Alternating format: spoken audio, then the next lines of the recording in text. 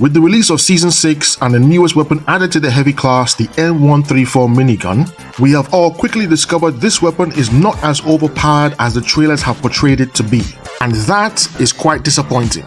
However, the practical use of this weapon in lobbies can be quite challenging due to two underlying factors: spin-up time, aka rev time, and movement or lack thereof. And in this video, I'm going to share my in-game experiences to provide you with some possible solutions to said issues. So, without further ado, let's get into it. Equipped with the minigun, you have two main objectives. Firstly, to squeeze out as much rev time as possible without experiencing the full force of the movement penalty immediately. Secondly, to still be effective regardless of rev time and slow movement. Hence, positioning is key. Think of it this way. You're essentially a living, slow-moving turret, and as the long-standing turret in the game will tell you, if it could talk, it's a sitting duck and gets focus fired by the entire lobby. And inasmuch as the minigun is effective at close range, height advantage or assault from above is a tactic that should not be underestimated, as it provides you ample opportunity to tap into the strengths of the minigun, just like in this clip.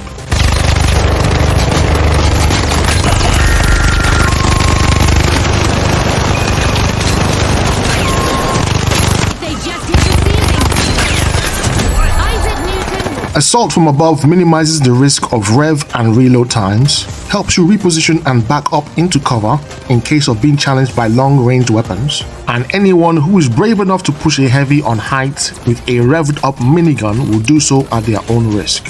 A titanic shift in mindset and playstyle is highly recommended when using the minigun, especially in solo queue, as heavy, from being the frontline tank and point of entry, to being almost the last person to show up the fights. Are you thinking what I'm thinking? Unleash your inner third-party capabilities. If assault from above is not available and you're currently boots on the ground, being the third party to gunfights allows you for great positioning and enough opportunity for rev time to mow down distracted opponents and make them pay attention.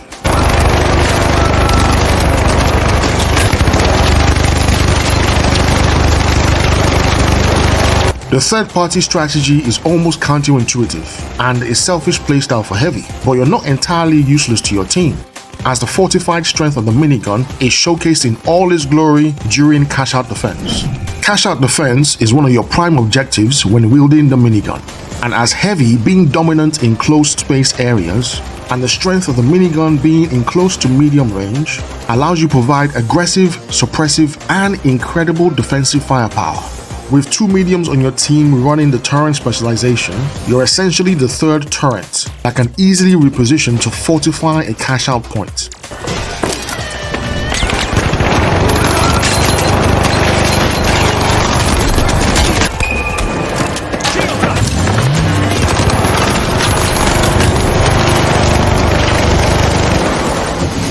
To squeeze out as much rev time as possible without experiencing the full force of the movement penalty immediately. When traversing the map with jump pads or zip lines, rev time. When dismantling from heights to boots on the ground, rev time. When sliding down the staircase, okay, we get it.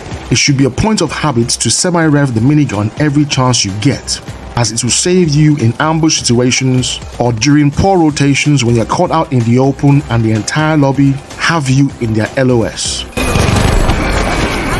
Information is key, and when it comes to loadout, a reoccurring theme is clearly evident in this video so far: the proxy sensor. Information is necessary to indicate possible threats and serve as a notification to spin up that machine of a minigun and get ready for some action. It can be used in the heat of the moment or preemptively to set up an ambush and fall right into our trap.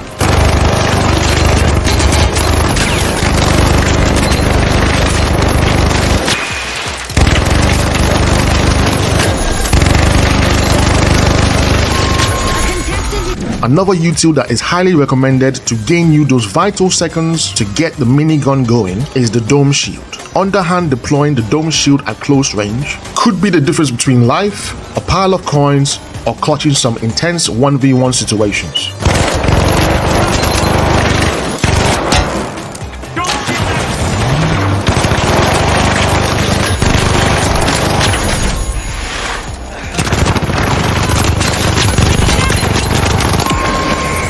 From this point on, any other util is down to personal preference, but I recommend them in this order. RPG, for explosive entry damage and to clean up any lingering one-shot opponents. Lockbolt, to lock them down and deny escape from imminent destruction.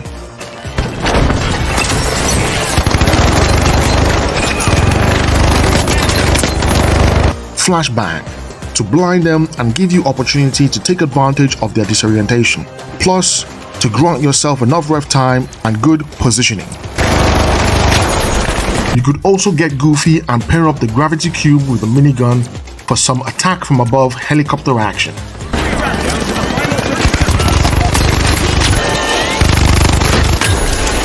When it comes to choice for specialization, your aim is to pick one that helps with the deficit of movement you get when using the minigun. Hence, charge and slam is highly recommended to retreat, regroup, and correct for bad placements. It can be used offensively, but only do so if you're effective in maintaining your ref times. With mesh, it can work in a coordinated team with good communication, but in solo queue, holding up a mesh when you run out of bullets even makes you worse than a sitting duck. Unfortunately, the nerf to the stun of Winchclaw allows your opponent an immediate response and reaction after every successful pull, which could result in a retreat or an escape from an already slow heavy. And finally, with the glue gun, aside from using it defensively, I would probably leave this one be. Ways of the minigun. Thank you so much for watching, and until next time, your gaming craftsman is out.